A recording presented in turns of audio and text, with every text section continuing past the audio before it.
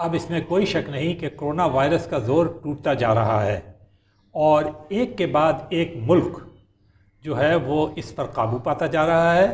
اسی لیے جو لاک ڈاؤن کی سختیاں گزشتہ 2-3 ماہ سے انہوں نے لگائی تھیں، جس کی وجہ سے ان کی تمام پاپولیشن جو ہے وہ محصور ہو کر رہ گئی تھی، وہ اب باہر نکلنے کا ایک تو سوچ رہی ہے اور اسے کچھ مواقع بھی دیے جا رہے ہیں، اور وہ تاریخیں بھی اب سامنے آ رہی ہیں جو کہ منصوبہ بندی سے مرحلہ وار طے کی جا رہی ہیں کہ کیسے مئی کے مہینے سے لے کر آئندہ 1-2 ماہ کے اندر لاک ڈاؤن کے اندر نرمی کی جا سکے۔ ہم اس سے پہلے کہ آپ سے مزید اپنے ملک کے بارے میں بات کریں، ہم یہ بتا دینا چاہتے ہیں کہ یہ جو کرونا وائرس جو کہ جسے ورلڈ ہیلتھ آرگنائزیشن نے عالمی وبا قرار دیا، پینڈیمک قرار دیا، اس سے لڑنا کوئی آسان کام نہیں تھا۔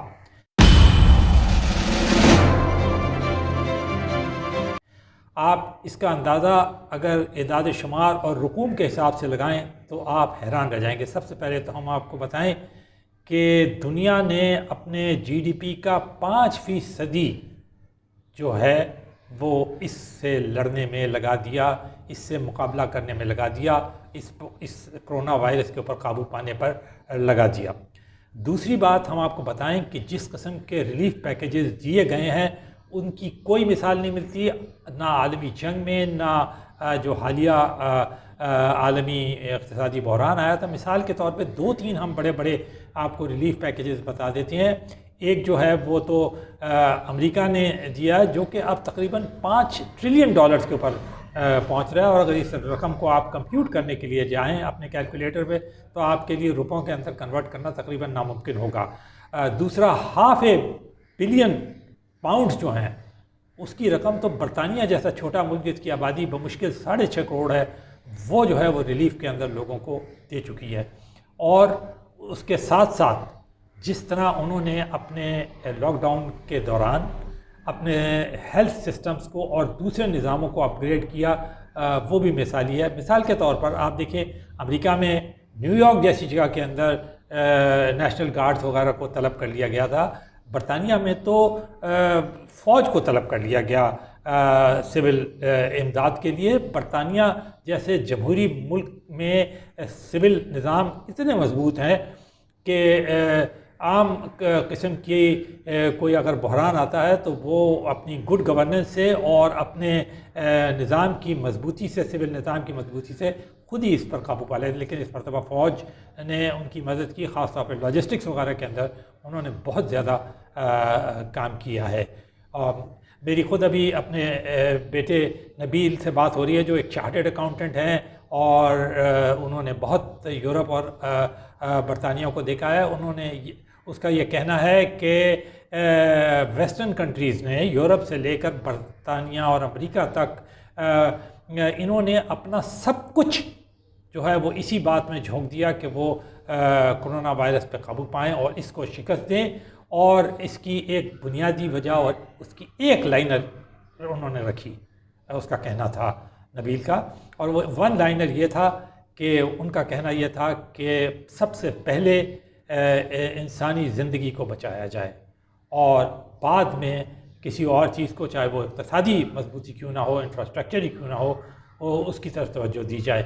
تو ایک طرف تو انہوں نے انسانی زندگی کو بچایا، اس میں کوئی شک نہیں کہ یہاں پر ڈیتھ ٹول بھی بہت ہیں۔ امریکہ کے اندر دنیا کا سب سے زیادہ ہے، 50,000 سے بھی زیادہ ہیں، برطانیہ میں بھی 20,000 سے زیادہ ہیں، انفیکشن کی رفتار بھی اور یا تعداد بھی بہت زیادہ ہے۔ لیکن انہوں نے جو کام کیا ہے وہ یہ ہے کہ اگر مجموعی طور پہ دیکھا جائے تو انہوں نے اس بیماری کو، کرونا وائرس کو شکست دے دی اور اپنے سسٹمز کو انٹیکٹ رکھا۔ مجھے نبیل نے یہ بھی بتایا کہ اب تو وہاں پہ یہ صورتحال ہے کہ ہاسپٹلس کے اندر جو ہے وہ مناسب جگہ موجود ہے کہ اگر سیریس پیشنٹس آئیں تو ان کو داخل کیا جا سکتا ہے۔ تو اس سے آپ اندازہ لگا سکتے ہیں کہ انہوں نے جو حکمت عملی اور اسٹریٹجی جو اپنائی تھی وہ کامیاب رہی، اور اب وہ پورا جو یو ٹرن تھا وہ کر کے وہ بینڈ ہو چکا ہے کرو اور وہ بڑی تیزی سے نیچے کی طرف جا رہا ہے. اور اگر آپ ان کے فگرز کے اوپر دیکھیں تو آپ کو روزانہ جو آنے والی فگرز ہیں وہ 100-200 سے زیادہ نہیں ملے گی. امریکہ جیسے ملک کے اندر 100 کے قریب نئے کیسز آئے تھے ابھی تک، اور جبکہ اس کے مقابلے میں اگر آپ دوسرے ملکوں کو دیکھیں تو ابھی تک ان کے کیسز کی تعداد بہت زیادہ ہے. ہم یہ بتاتے چلیں کہ رشیا میں 10,000 سے زیادہ روزانہ کیسز جو ہیں وہ سامنے آ رہے ہیں، اور 1,16,000 سے زیادہ جو ہے وہ ان کے کیسز ہو چکے ہیں. ہمارے اپنے ہاں جو ہیں وہ 24% اضافہ جو ہے گزشتہ ایک ہفتے کے اندر دیکھنے میں آیا ہے انفیکشنز کا. وہ ہمارے یہاں اموات بہت کم ہیں. اور ہمارا ہم نے اپنے ترکی کا خاص طور پر میں اس لیے ذکر کرتا ہوں کیونکہ ہمیں ان سے بہت محبت ہے اور ہمیں بڑی تکلیف ہوتی ہے. وہاں پر بھی 1,20,000 کے قریب جو ہے وہ کیسز ہو گئے ہیں، اور انہیں بھی بڑی سختی کرنا پڑ رہی ہے. مشرق وسطیٰ میں تو کم از کم وہ جتنے ممالک ہیں ان میں وہ سب سے زیادہ ہیں. تو یہ بات ہمارے سامنے ہونی چاہیے. اب یہ کہا جا رہا ہے کہ خاص طور پہ ہمارے ملک میں کئی حلقوں کی یہ کہ ہمیں امریکہ کی طرف یا برطانیہ کی مثال یا آسٹریلیا اور ترقی یافتہ ممالک کی مثال نہیں دینی چاہیے، نہ ان کی طرف دیکھنا چاہیے، نہ غور کرنا چاہیے کہ ان کی حکمت عملی کیا ہے. اس لیے کیونکہ ان کے پاس بہت پیسہ، ان کے پاس بہت سرمایہ ہے. ہم ایک بہت غریب ملک ہیں. ہمارے وسائل بالکل جیسے کہ ہمارے وزیر اعظم نے کہا ہمارے پاس وسائل نہیں ہیں، گورننس نہیں ہے، ہمارے پاس وہ فیسلٹیز نہیں ہیں، اور ہمیں امداد کی ضرورت ہے. ہمارے پر قرضے اس قدر زیادہ چڑھے ہوئے ہیں. تو یہ ساری چیزیں دیکھ کر ہمارا اور ان کا کوئی کمپیریزن نہیں. یہ بات کسی حد تک بالکل ٹھیک ہے. لیکن سوال یہ پیدا ہوتا ہے کہ جب ہم کسی بحران سے لڑتے ہیں تو ہمارے کو اپنی نگاہ جو ہے وہ بلند رکھنی پڑتی ہے.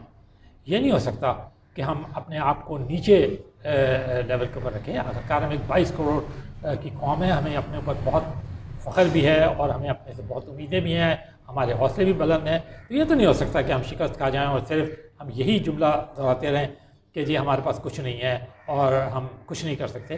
نہیں، ٹھیک ہے آج ہمارے پاس کچھ نہیں ہے، لیکن کل تو ہمارے پاس کچھ ہونا ہے نا. آخرکار جنہوں نے یہ ٹریلینز آف ڈالرز دیے ہیں اور $500 بلین دیے ہیں، یا اور بہت سارے ملک ہیں، Hong Kong, South Korea, Malaysia اور تائیوان اور جنوبی مشرقی ایشیا کے ممالک دیکھ لیں، اور خود ہمارے دوست چائنا کی مثال ہم دینا چاہتے ہیں. انہوں نے کس شدید قسم کا لاک ڈاؤن کیا. ہمیں نہیں معلوم کہ انہوں نے کتنی رقم کی، کیونکہ یہ وہ رقم سامنے نہیں آئی. جب وہ رقم سامنے آ جائے گی تو ہم آپ کو بیان کر دیں گے. لیکن بہرحال ان کی ایک مثال یہ تو ہے کہ انہوں نے ایک چیز رکھی، ختم کرنا ہے، قابو پانا ہے، کرونا وائرس کو شکست دینا ہے، اور انہوں نے یہ کر دکھایا. تو ہمیں بھی بہرحال اپنی حکمت عملی تو یہی رکھنی پڑے گی کہ ہمیں اسے ختم بھی کرنا ہے، اسے کم بھی کرنا ہے. اور جو اگلی بات ہم نے پہلے بھی کہی ہے اور اس کے اوپر پھر ہم مزید تفصیل سے بات کریں گے، کیونکہ جیسے کہ ہم نے کہا کہ بجٹ آنے والا ہے، ہمیں ہر صورت کے اندر اپنی معاشی اور اقتصادی سمت کو اب درست کرنا پڑے گا.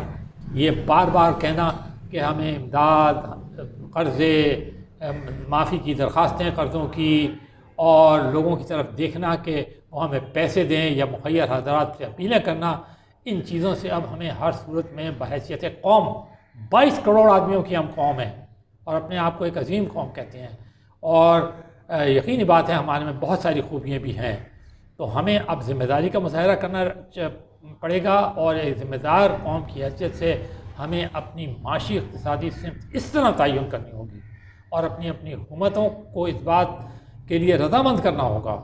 انہیں بتانا پڑے گا کہ ان کی پرائرٹی اور ان کی ترجیح یہی ہونی چاہیے کہ آئندہ انہیں کبھی یہ نہ کہنا پڑے کہ ہمارے پاس کچھ نہیں ہے اور ہم بحران کا مقابلہ نہیں کر سکتے.